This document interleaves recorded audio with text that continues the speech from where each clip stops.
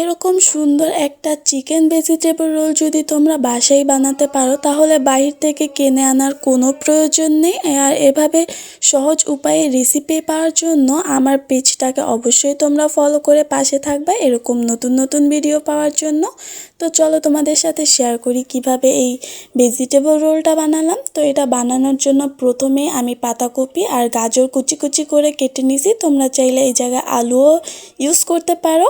তারপর আমি মুরগির মাংসের কিছুটা বুকের মাংস এভাবে কেটে কেটে একদম ছোট ছোট টুকরো করে নিয়েছি। তোমরাও এভাবে টুকরো করে নিবা। তারপর সব সবজিগুলো একসাথে সিদ্ধ করে নেব। এই জায়গায় আমি সব সবজিগুলো সিদ্ধ করে নিয়েছি। তারপর কোনো কাজ নেই এখন এখন শুধু তোমরা এটাকে একটা কড়াই নিয়ে নিবা। কড়াইতে কিছুটা পরিমাণ তেল দিবা মাংস রান্না করার জন্য যে মাংসটা রাখছিলাম। ওই মাংসটার জন্য কিছুটা তেল, পেঁয়াজ, কাঁচামরিচ কুচি, তোমরা ঝাল বুঝে তোমরা কতটুকু ঝাল খেতে পছন্দ করো ওইটার উপর ডিপেন্ড করে তোমরা ঝাল দিবা। তারপর আমি এর মধ্যে কিছুটা পরিমাণ আদা রসুন বাটা দিছি। তারপর একটু লবণ দিছি। তারপর এর মধ্যে এক টেবিল চামচ পরিমাণ আমি জিরা বাটা দিছি এই জায়গায়। তারপরে এগুলোকে ভালোভাবে নেড়ে চেড়ে এখন ব্রাউন টাইপের করে নেব। ব্রাউন টাইপের করা হয়ে গেলে আমি এর মধ্যে একটু হলুদের গুঁড়া ইউজ করব কালারের জন্য। আর তোমরা এই জায়গায় মরিচের গুঁড়া দিবা না, যেহেতু আমি এই জায়গায় কাঁচামরিচ ইউজ করছি। তারপর কিছুটা পরিমাণ পানি দিয়ে কষানো হয়ে গেলে এর মধ্যে আমি চিকেনগুলো দিয়ে দিছি, যে মাংসগুলো আমি কুচি কুচি করে কেটে রাখছিলাম। এখন এই মাংসটা রান্নার জন্য ওয়েট করতে হবে। কিছুটা সময় নিয়ে এই মাংসটা রান্না করে নেব। মাংসটা যদি প্রপারলি সিদ্ধ হয়ে আসে সেই সময় এর মধ্যে ভাজা ভাজা হয়ে গেলে এর মধ্যে আমি যেই সবজিগুলো সিদ্ধ করে রাখছিলাম ওই সবজিগুলো দিয়ে দিতেছি। এখন এগুলোকে ভালোভাবে একটু নাড়াচাড়া করে ভেজে নিবা। এই জায়গায় তারপর একটু লবণ ইউজ করবা, লবণটা তোমরা চেক করে নিবা। আর আমি আবারও বলি ঝালের পরিমাণটা তোমরা বুঝে তোমাদের মতো করে দিবা, তাহলে চিকেন রোলটা একদম খেতে ভালো হবে। আর এটাকে একদম ভাজা ভাজা করে নিবা, তাহলে আরও বেশি মজার হবে। তো এই জায়গায় দেখতে পাচ্ছ আমি একদম ভাজা ভাজা করে নিছি। এখন এটাকে একটু ঠান্ডা করে নিব। এটা দেখতে রান্নার পর অনেকটা বেশি সুন্দর হয়। তোমরাও এভাবে দেখবা তোমারটা অনেক বেশি সুন্দর হয়েছে যখন তুমি রান্না করবা। তারপর একটা বাটিতে তোমরা কিছুটা পরিমাণ আটা নিয়ে নিবা। তারপর এর মধ্যে লবণ দিয়ে দিবা, লবণের গুঁড়া, এটা তোমরা পরিমাণ মতো দিবা। তারপর আস্তে আস্তে একটু একটু করে পানি ঢেলে তারপর এটা মেশানোর চেষ্টা করবা।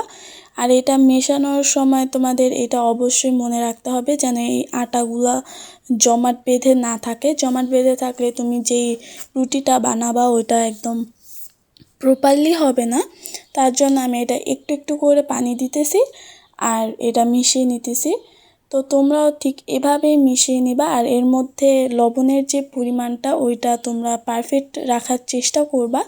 লবণটা যদি আটার মধ্যে পারফেক্ট হয় তাহলে তোমাদের চিকেন রোলটাও অনেক বেশি মজার হবে। তো আমি পরে যে রুটিটা দিছি তাওয়ার মধ্যে ওই ক্লিপটা নিতে ভুলে গেছি, মেবি ডিলেট হয়ে গেছে, এই জন্য আমি তোমাদের দেখাতে পারতেছি না। কিন্তু তোমরা এই জায়গায় রুটি যে আটাটা গুলছো ওইটা একদম লেটকা, মানে পানির পরিমাণটা বেশি রাখবা। তারপর এটাকে এরকম একটা প্যানের মধ্যে দিলে দেখবা এরকম সুন্দর চাপটি টাইপ আছে না, ওরকম হয়ে যাবে। তো এরকমভাবে তোমরা দিয়ে নিবা। আর তোমরা চাইলে একটু পরিমাণ তেল ব্রাশ করে নিতে পারো, তাহলে সুন্দর হবে। দেখতেই পাচ্ছ এরকম পাতলা পাতলা করবা। তোমরা যত বেশি পাতলা রাখবা এই চাপটির পরিমাণটা, রুটির পরিমাণটা, তাহলে তোমাদের রোলটা ততটা বেশি সুন্দর হবে। এখন তোমরা পরিমাণ মতো যেই ভেতরে দেওয়ার জন্য যে ইনগ্রিডিয়েন্টসটা বানিয়ে রাখছিলা ওইটা এখন এর মধ্যে দিয়ে দিবা। তারপর একটু আটা যে ওই জায়গায় গোলানো হয়েছিল না, এরকম আটা দিয়ে ওইটা তৈরি করে নিবা যদি তোমাদের শেষ হয়ে যায়। তৈরি হয়ে গেলে এরকম চারপাশ দিয়ে লাগায় নিবা। তারপরে যে এরকমভাবে একটা বাছ দিয়ে দিবা। তারপর এই যে দুই পাশ যে আছে একদম ঠিক এভাবে দুই পাশ দিয়ে ভাঁজ দিয়ে দিবা তোমাদের সুবিধার্থে আঙুলের সাহায্যে। তারপর এই যে এভাবে করে এটাকে শুধু ঘুরিয়ে নিলেই তোমাদের চিকেন রোল পারফেক্টলি হয়ে যাবে। এরকম সুন্দর সুন্দরভাবে তোমরা দিয়ে নিবা। তারপরে এই পাশটাকেও একটু লের সাহায্যে এটার মুখটা আটকে দিবা, যেহেতু এর মধ্যে ছুটে আসার চান্স থাকে। এভাবে করে ফেললে আর তোমার রোলটা ছুটে আসবে না। এভাবে দেখো আমি সবগুলো রোল বানায় নিয়েছি একবারে।